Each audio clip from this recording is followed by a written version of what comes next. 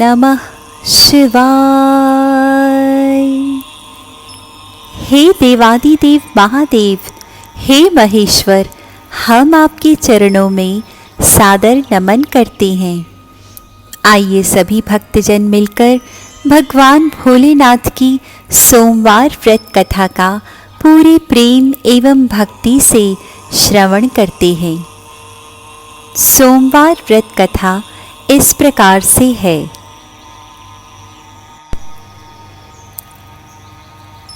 एक साहूकार बहुत धनवान था। उसको धन आदि किसी बात की कोई कमी नहीं थी, परंतु पुत्र न होने के कारण वह अत्यंत दुखी था। वह इसी चिंता में रात दिन रहता था और इसीलिए वह पुत्र की कामना के लिए प्रति सोमवार को शिवजी का व्रत और पूजन किया करता था। सायंकाल को शिवजी के मंदिर में जाकर दीपक जलाया करता था। उसके इस भक्ति भाव को देख एक समय श्री पार्वती जी ने शिवजी महाराज से कहा कि हे महाराज, यह साहूकार आपका अनन्य भक्त है और सदैव आपका व्रत और पूजन बड़ी श्रद्धा से करता है, अतः इसकी मनोकामना पूर्ण करनी चाहिए। शिवजी ने कहा कि पार्वती जी, यह संसार कर्म क्षेत्र है। जैसे किसान खेत में जैसा बीज बोता है वैसा ही फल काटता है, उसी तरह इस संसार में जो जैसा कर्म करते हैं वैसा ही फल भोगते हैं।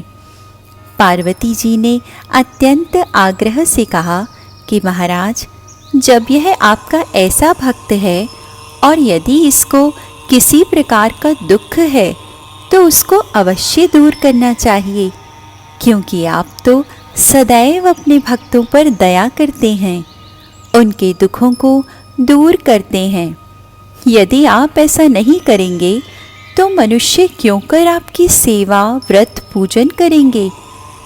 पार्वती जी का ऐसा आग्रह देख शिवजी महाराज प्रसन्न होकर कहने लगे, हे पार्वती, इसके कोई पुत्र नहीं है।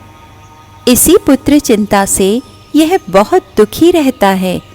इसके भाग्य में पुत्र न होने पर भी मैं इसको पुत्र की प्राप्ति का वर देता हूँ, परंतु वह पुत्र केवल 12 वर्ष तक ही जीवित रहेगा। इसके पश्चात वह मृत्यु को प्राप्त होगा। इससे अधिक मैं और इसके लिए कुछ नहीं कर सकता। यह सब बात साहूकार सुन रहा था।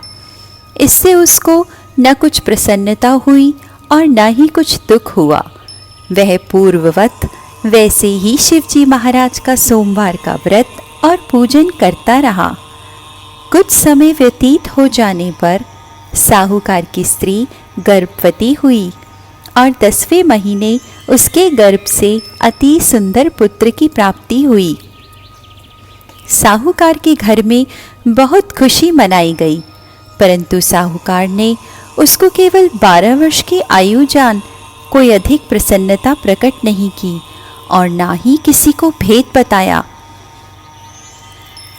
जब वह 9 वर्ष का हो गया तो उस बालक की माता ने उसके पिता से उसके विवाह आदि के लिए कहा, परंतु वह साहूकार कहने लगा, मैं अभी इसका विवाह नहीं करूँगा और काशी जी पढ़ने के लिए भेजूँगा।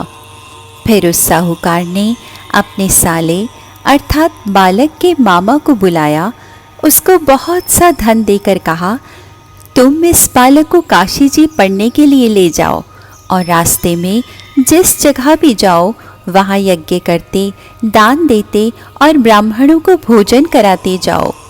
इस प्रकार वह दोनों मामा भांजे सब जगह यज्ञ करते और ब्राह्मणों को भोजन कराते जा रहे थे। रास्ते में उनको एक शहर पड़ा।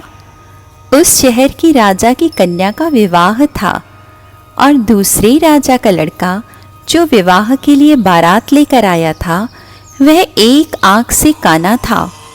लड़के के पिता को इस बात की बड़ी चिंता थी कि कहीं वर को देख कन्या के माता पिता विवाह में किसी प्रकार की अड़चन पैदा न कर दें। इस कारण जब उसने अति सुंदर सेठ के लड़के को देखा तो मन में विचार किया कि क्यों न दरवाजे के समय पर इस लड़के से वर का काम ले लिया जाए। ऐसा विचार कर राजा ने उस लड़के और उसके मामा से कहा तो वह राजी हो गए और साहूकार के लड़के को स्नान आदि करा, वर के कपड़े पहना, घोड़ी पर चढ़ा दरवाजे पर ले गए और बड़ी शांति से सब कार्य हो गए। अब वर के पिता ने सोचा यदि विवाह कार्य भी इसी लड़के से करा दिया जाए तो क्या बुराई है। ऐसा विचार करके उसके मामा से कहा, यदि आप फेरों और कन्यादान का काम भी करा दें तो आपकी बड़ी कृपा होगी और हम इसके बदले में आपको बहुत सा धन देंगे। उन्होंने स्वीकार कर लिया और विवाह कार्य बहुत अच्छी तरह से हो गया। परंतु जिस समय लड़का जाने लगा तो उसने राजकुमारी के चुन्नी के पल्ले पर लिख दिया कि तेरा विवाह तो मेरे साथ हुआ है, परंतु जिस राजकुमार के साथ तुमको भेजेंगे वह एक आंख से काना है और मैं तो काशी जी पढ़ने जा रहा हूँ। उस राजकुमारी ने जब अपनी चुंदड़ी पर ऐसा लिखा पाया तो उसने राजकुमार के साथ जाने से इनकार कर दिया और कहा, यह मेरा पति नहीं है, मेरा विवाह इसके साथ नहीं हुआ, वह तो काशी जी पढ़ने गया है। कुमारी के माता पिता ने अपनी कन्या को विदा नहीं किया और बारात वापस चली गई। उधर सेठ का लड़का और उसका मामा काशी जी पहुंच गए। वहां जाकर उन्होंने यज्ञ करना और लड़के ने पढ़ना शुरू कर दिया।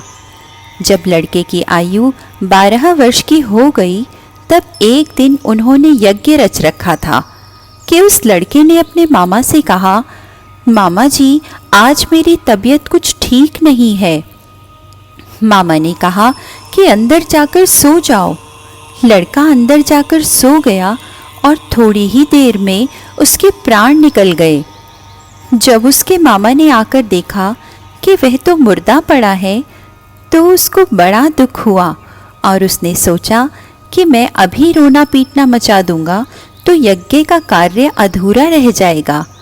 अतः उसने जल्दी से यज्ञ का कार्य समाप्त कर ब्राह्मणों के जाने के पश्चात विलाप करना आरंभ कर दिया। संयोगवश उस समय शिवजी महाराज और पार्वती जी उधर से जा रहे थे। जब उन्होंने जोर जोर से रोने पीटने की आवाज़ें सुनी तो पार्वती जी शिवजी को आग्रह करके उसके पास ले गईं और सुंदर लड़के को मरा हुआ देखकर कहने लगी, महाराज यह तो उसी सेठ का लड़का है जो आपके वरदान से पैदा हुआ था। शिवजी ने कहा कि पार्वती जी इसकी आयु इतनी ही थी, सो भोग चुका। पार्वती जी ने कहा, महाराज कृपा करके इस बालक को और आयु दो, नहीं तो इसके माता पिता तड़प तड़प कर मर जाएंगे। पार्वती जी के इस प्रकार बार बार आग्रह करने पर शिवजी ने उसको वरदान दिया और शिवजी महाराज की कृपा से लड़का जीवित हो गया। बोलो शंकर पार्वती की जय। शिव पार्वती कैलाश चले गए। तब वह लड़का और उसका मामा उसी प्रकार यज्ञ कराते हुए अपने घर की तरफ चल पड़े और रास्ते में उसी शहर में आए जहाँ पर उस लड़के का विवाह हुआ था। वहाँ पहुँचकर जब उन्होंने यज्ञ आरंभ कर दिया तो उस लड़के के श्वशुर ने उसको पहचान लिया और अपने महल में लाकर उसकी बड़ी खातिर की, साथ ही बड़े आदर और सत्कार के साथ अपनी लड़की और जमाई को विदा किया। जब वह अपने शहर के निकट पहुँचे तो उसके मामा ने कहा कि मैं पहले तुम्हारे घर जाकर खबर कराता हूँ। उस समय उसके माता पिता अपने घर की छत पर बैठे हुए थे और उन्होंने यह प्रण कर रखा था कि यदि हमारा पुत्र सकुशल घर आया तो राजी खुशी नीचे आ जाएंगे, नहीं तो छत से गिरकर अपने प्राण दे देंगे।